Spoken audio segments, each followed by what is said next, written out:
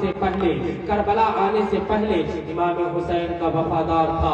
مسلم بن عقیل کے ہاتھ پر 40,000 لوگوں نے بیعت کی ہے، لیکن جیسے ہی ابن زیاد نے تقریر کی کہ تمہاری عورتوں کو بدوا اور تمہارے بچوں کو یتیم کیا جائے گا، 40,000 وہی تلواریں جو مسلم بن عقیل کی حمایت میں تھی، آج 40,000 تلواریں مسلم بن عقیل کے خون کی پیاسی ہیں، ان کے بچے اولو محمد کی پیاسی ہیں، وہ بھاگ رہے ہیں، حتیٰ کہ ظالموں نے مسلم بن عقیل کو بھی تڑپا تڑپا کر کے شہید کیا، ان کے بچوں کی گردنیں کاٹ کر کے نہر فرات میں بھیجا۔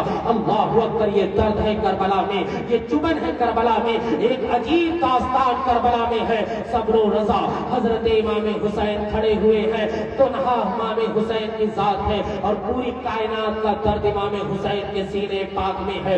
اللہ اکبر، کل کا دن تھا، کل 10 محرم الحرام تھا۔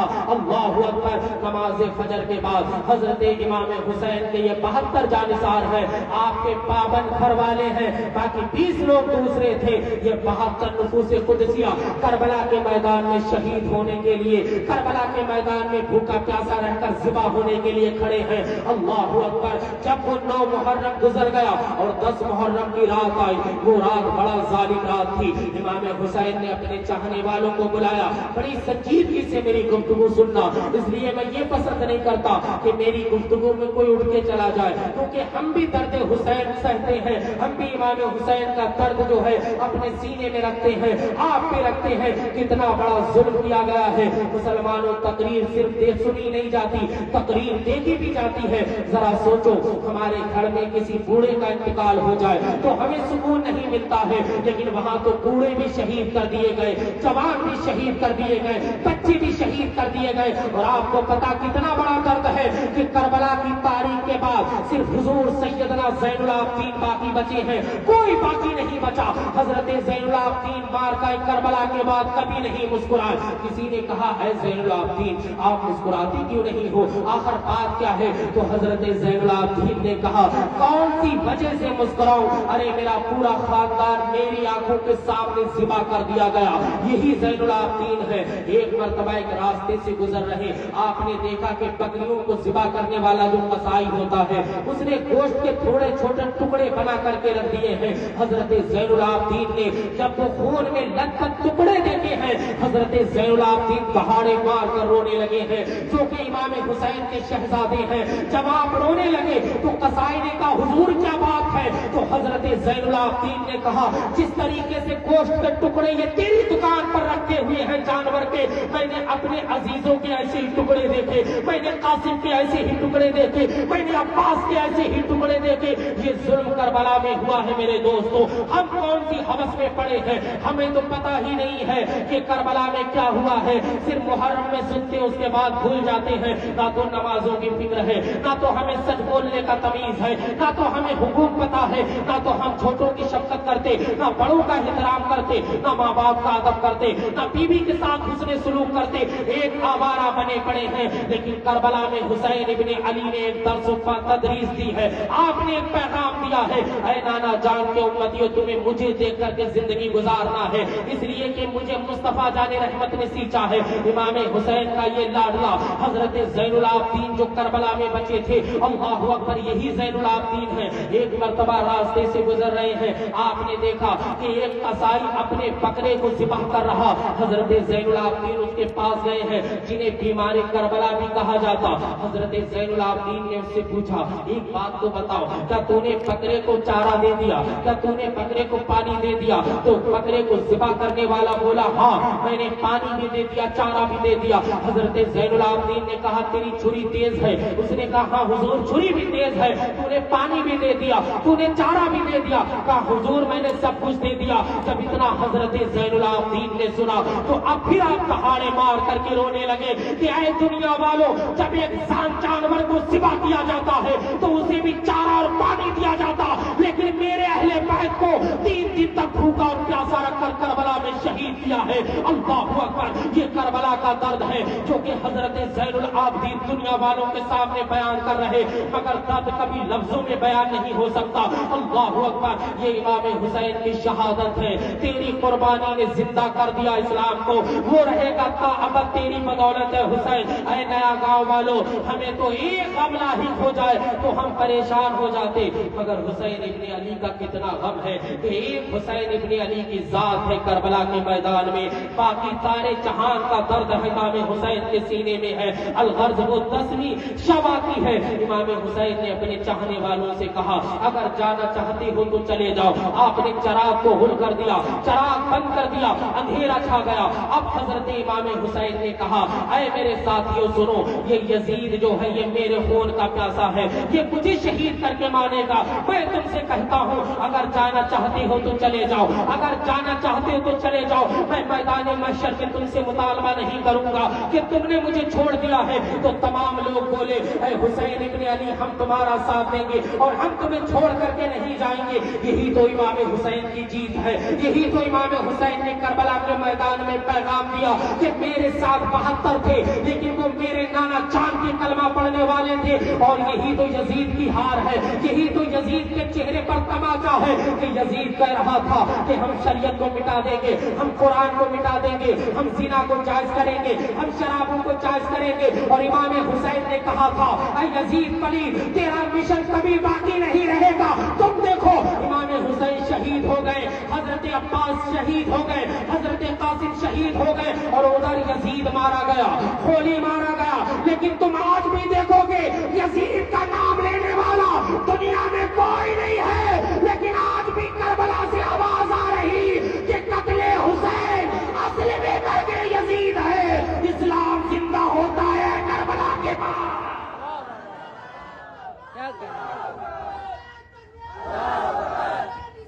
یا رسول اللہ،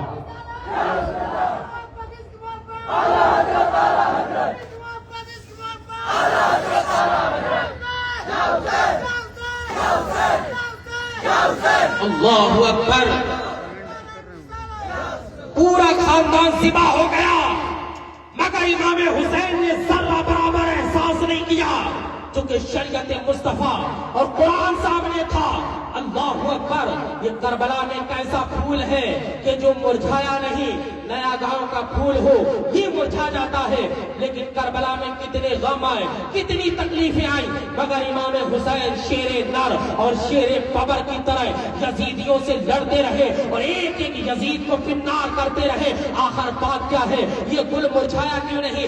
گورکھپور کا جو پھول ہوتا ہے وہ مرجھا جاتا ہے، یو پی کا پھول مرجھا جاتا ہے، لیکن کربلا کا یہ پھول کیسا ہے کہ یہ نہیں مرجھایا ہے، اور جس کی وجہ یہ ہے کہ اس پھول کو سینچا ہے حضرت فاطمہ الزہرا کے دودھ نے، اس پھول کو سینچا ہے حضرت مولا علی کی تربیت نے، اس پھول کو سینچا ہے مصطفیٰ جان رحمت نے، اور اس پھول کو کبھی زوال اور اس پھول کو کبھی مرجھا نہیں آ سکتا ہے۔ میرے امام نے کہا اے کربلا تجھے سلام ہو، کتنے مہکے ہوئے ہیں مدینے کے پھول، کربلا تیری قسمت پہ لاکھوں۔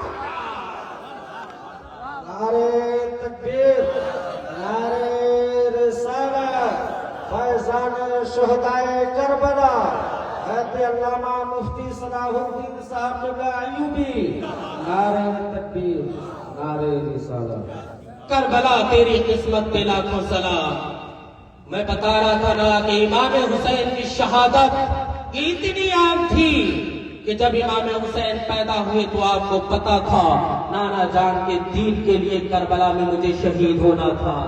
حضرت امام حسین کی عمر 8 سال ہے، حضرت مولا علی بیٹھے ہوئے ہیں، 2 لوگ آ جاتے ہیں جن کا آپس میں جھگڑا ہوا ہے۔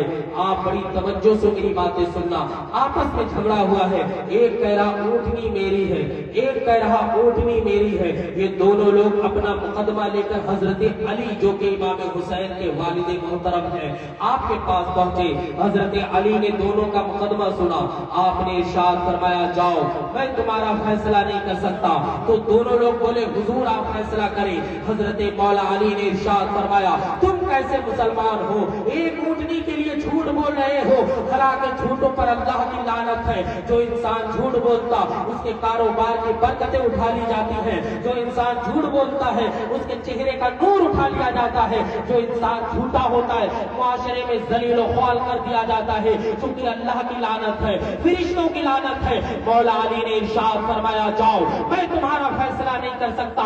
दोनों लोग जाने लगे, लेकिन एक बोला, हुजूर ऊंट इसका है, मुझे ऊंटनी नहीं चाहिए। हजरत मौला अली ने इरशाद फरमाया, तुझे ऊंटनी क्यों नहीं चाहिए? आखिर माजरा क्या है? उसने कहा, मौला अली अगर आप नाराज हो गए तो हजारों ऊंटनियां कुर्बान हैं। जब वो जाने लगा तो हजरत मौला अली ने इरशाद फरमाया, इधर आ, एक बात बता, तूने इतनी आसानी से कह दिया ऊंटनी मेरी नहीं है, हालांकि तूने दावा किया था कि ऊंटनी तेरी है। बड़ी तवज्जो से सुनना, इस वाकये में इतना दर्द है कि कलेजा मुंह को आ जाएगा। उसने कहा, हुजूर यकीनी तौर पर ऊंटनी मेरी है, लेकिन आप नाराज हैं इसलिए मैं कह रहा हूं ऊंटनी मेरी नहीं है।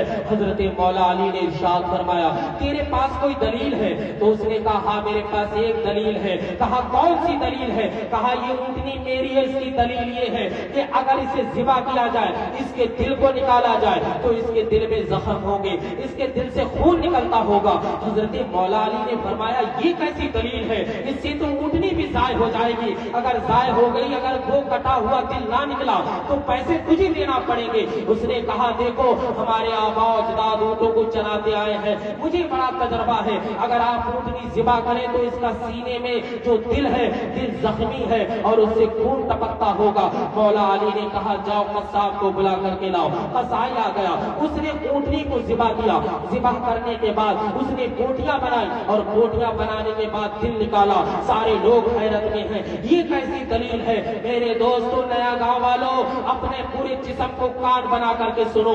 जब दिल निकाला, मौला अली देख रहे हैं, सारे दीगर सहाबा भी देख रहे हैं और सारे मुकदमा में जो लोग हाजिर हैं सारे लोग देख रहे हैं। जब दिल के ऊपर छुरी चलाई गई तो दिल अंदर से जख्मी था, दिल से खून बह रहा था, खून रस रहा था। हजरत मौला अली ने देखा तो ताज्जुब में पड़ गए। आपने इरशाद फरमाया, एक बात तो बता, तुझे कैसे पता है कि इसके अंदर दिल में जख्म है? तो उसने कहा, हुजूर बात ये है कि जब ये ऊंटनी हमारे घर आई थी तो इसके साथ बड़ा हसीनो जमील बच्चा भी आया था। वो हसीनो जमील बच्चा इसका था।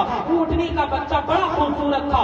किसी बद नजरे की नजर लग गई, किसी हासिद ने हसद वाली निगाह से देखा, वो ऊंटनी का बच्चा बीमार होने लगा। वो इस कदर बीमार हुआ कि उसके ऊपर मौत किसी भी वक्त आ जाती। हमें इस बात का अंदेशा हुआ। मेरा बाप ये बाहर गया हुआ था, मेरी माँ ने मुझसे कहा, मेरे लख्ते जिगर ऊंटनी के बच्चे को ज़िबा कर दो, अगर ये मर गया तो जाय हो जाएगा, इसलिए कि हलाल जानवर हम पर हलाल किए गए हैं, उन्हें खाना हमारे लिए जायज है, इसे हलाल तरीके से ज़िबा करो। और ज़िबा करने के बाद गरीबों में बांट देंगे, यतीमों में बांट देंगे। कहते हैं कि मैंने छुरी ली, मैंने छुरी को तेज किया, मैंने उस बच्चे को ज़िबा करने के लिए सुन्नत तरीके पर लिटाया और लिटाने के बाद भी मैंने उसे पानी दिखाया, मैंने उसे चारा खिलाया, बहुत ज्यादा उसकी देखभाल की। हत्ता कि वो वक्त आ गया कि मैंने अपनी छुरी ली और छुरी से मैंने उसकी शहरक को काटना शुरू कर दिया। कहा कि मैंने उस बच्चे को ज़िबा कर दिया। जब मैंने बच्चे की गर्दन पर शहरक को काट दिया, इतने में मेरा बाप आ गया। जब मेरे बाप ने मुझे ऊंटनी के बच्चे को ज़िबा करते हुए देखा तो मेरे एक तमाचा मारा, इतनी जोर से तमाचा मारा कि मेरी आंखों से आंसू छलकने लगे। मैंने कहा, अब्बा हुजूर एक बात तो बताओ, मैंने क्या किया है? मैंने सुन्नत तरीके पर ज़िबा किया है, मुझसे कौन सी गलती हो गई है? तब मेरे बाप ने कहा था, क्या तुझे नहीं पता है, तूने ऊंटनी के सामने उसके बच्चे को ज़िबा कर दिया।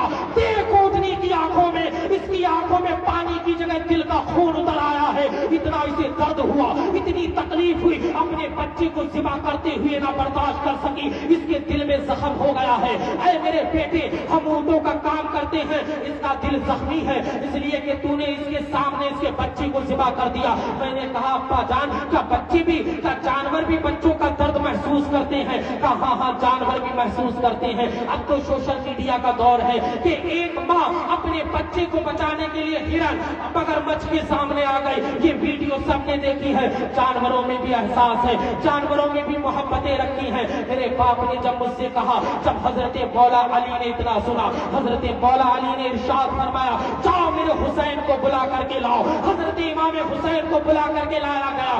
مولا علی نے ارشاد فرمایا اے حسین، ہم نے آج تک تم سے کچھ نہیں کہا، جب سے تمہاری والدہ انتقال کی گئی ہے ہم نے کچھ مطالبہ نہیں کیا، میرے لختے جگر آج کچھ کہے تو مانو گے؟ امام حسین نے کہا ابا جان آپ جان بھی مانگو تو ہم ہنس کر دیتے۔ حضرت مولا علی نے کہا اپنا پیراہن اتارو، اپنا کرتا اتارو۔ حضرت امام حسین نے کرتا اتارا، حضرت مولا علی گرے اور آپ نے سینہ پاک کو چومنے لگے ہیں، بار بار سینہ چوم رہے ہیں۔ سارے لوگ حیرت میں ہیں، ارے مقدمہ تو اونٹنی کا تھا، حسین کو بلانے کی کیا ضرورت ہے؟ آخر مولا حسین کیوں رو رہے ہیں اور مولا علی بھی رو رہے ہیں؟ تب دنیا والوں کے سامنے امام مولا علی نے ارشاد فرمایا اے لوگوں تمہیں نہیں پتا ہے جب ایک جانور کے سامنے اس کے بچے کو ذبح کیا جائے تو جانور کی آنکھوں میں پانی کی جگہ خون اتر آتا ہے۔ 10 محرم کا دردناک منظر ہوگا، یہ میرا حسین ہوگا، میرے حسین کے سامنے اس کے عزیزوں کو گردنیں کاٹی جائیں گی، اس کے عزیزوں کو ذبح کیا جائے گا، کہیں ننھے علی اصغر کی حلق میں تیر مارا جائے گا، کہیں قاسم کی جوانی لوٹی جائے گی۔ وہ درد بتانے والا دنیا میں کوئی نہ ہوگا۔ آج علی چوم رہا ہے امام حسین کے سینے کو اور تب تک میرا حسین کربلا میں محسوس کرے گا۔ نعرہ تکبیر، نعرہ رسالت، نعرہ رسالت، جشن شہدائے کربلا، جشن شہدائے کربلا، نعرہ تکبیر، نعرہ رسالت۔ یہ درد ہے، شروع سے پتا تھا امام حسین کو کہ مجھے شہید کیا جائے گا، مجھے شہید کیا جائے گا، بلکہ مصطفیٰ جان رحمت نے حضرت ام سلمہ کو ایک شیشی دی، آپ نے فرمایا اس میں مٹی ہے، جب یہ مٹی خون بن جائے تو سمجھ لینا کہ میرا حسین کربلا میں شہید کر دیا گیا ہے۔ اللہ اکبر۔ 10 محرم الحرام یہ کے بعد دیگر امام حسین نے اپنے جانثاروں کو بھیجا، سارے لوگ شہید ہو گئے۔ حضرت زینب آتی اور کہتی ہیں بھیا ہمیں ننھے علی اصغر کی جو کانٹے کی طرح زبان ہو گئی یہ دیکھ کر کے بڑا قلق لگ رہا ہے، بڑا افسوس لگ رہا ہے۔ بھیا حسین آپ جائیں کربلا میں، یزیدی بھی تو صاحب اولاد ہے، اگر کچھ کیا ہے تو ہم نے کیا ہے نا، دشمنی ہم سے ہے، لے جاؤ میرے ننھے علی اصغر کو، یہ 6 ماہ کا بچہ ہے، یہ تو تلوار بھی نہیں اٹھا سکتا، یہ تو بھولا ہے، اسے تو کچھ نہیں پتا ہے، جاؤ اور یزیدیوں سے جا کر کے کہو کہ مجھے پانی نہیں چاہیے، چند گھونٹ پانی میرے ننھے علی اصغر کو پلا دو۔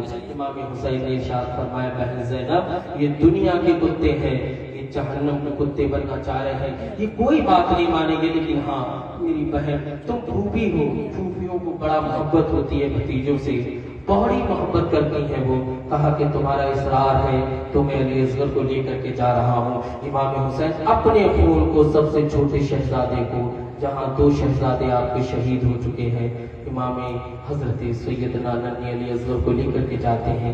یزیدیوں نے دیکھا حسین آ رہے ہیں، امام حسین کے ہاتھوں میں ننھے علی اصغر ہیں، آپ نے کہا اے ابن زیاد چند قطرے میرے شہزادے کو دے دے، اس لیے کہ شدت پیاس سے اس کی زبان بار بار باہر آ رہی، اگر چند قطرے پانی یزیدی دے دو گے، پہلے دیکھو تو کتنا بڑا ظلم ہے کہ نہر فرات کا پانی کتے پی رہے، جانور پی رہے، چرندوں پرند پی رہے، لیکن جن کے صدقے میں وہ پانی ملا وہی خاندان پیاسا ہے، وہی خاندان